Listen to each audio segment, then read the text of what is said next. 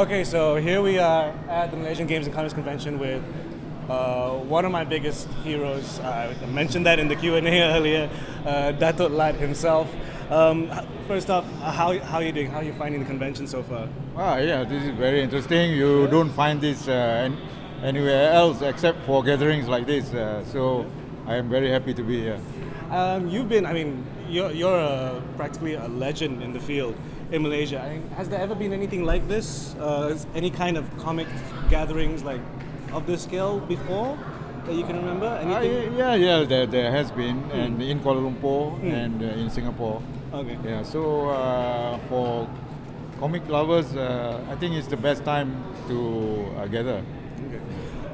One thing I've always been meaning to ask, because I remember from since back in the day, you've always managed to do political cartoons in a way which it poked fun yet never really offended anyone, in a sense. There's so many jokes he did of the Dr. M, of Sami Velu back in the day. Like one of my favorites was like Dr. M's outside like his house and there's a toll right in front of it and he's on the phone like, you've gone too far, Sami. How do you approach those? I mean, is it a conscious decision like, okay, I'm gonna do this in jest, or? Dr. M in front of his office, I think. He had to pay toll. So I don't know.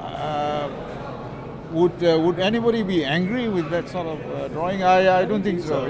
So I would think in the beginning, would this offend anybody? And I would say no. So I would do it.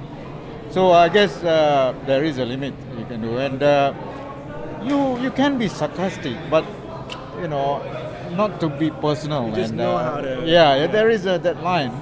And if you can reach that line, it'll be nice. You want those people to smile also. Yeah. I mean, you are drawing a prominent figure, and you want him to smile. Yeah. When I was listening to your Q&A earlier, and Gaio was talking about the importance of like the feeling of texture of pen and the brush and all that, and I remember from reading your comics that you tend to use brushes with Indian ink and the dipping pen. And the dipping pen. Yeah. Are you still using the same techniques? Today, let's say today I have to draw something fast for the New Straits Times. Okay. So today I got this, it's all full of felt pens and markers. It's all felt pens? Yeah, pen, because I have to draw fast and I have to probably draw in a car, later. But if I were to draw something that I want to keep for a long time and something that I want to sell in a book form, and then I'm saving for the future, and something that is to me very valuable, then I would use the dipping pen, brush, and a bottle of ink. Okay. You see,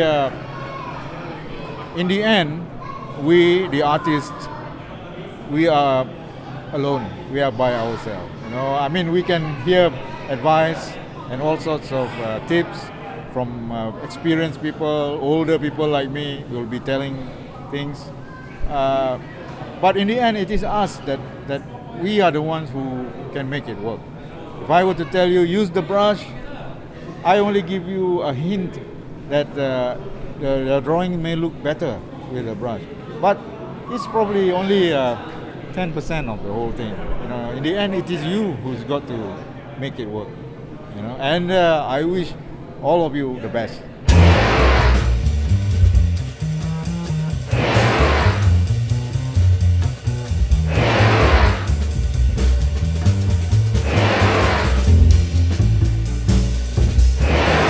You better keep this because this went back to the 1990s. Yeah, I've got a 1991. I've also got a 1997.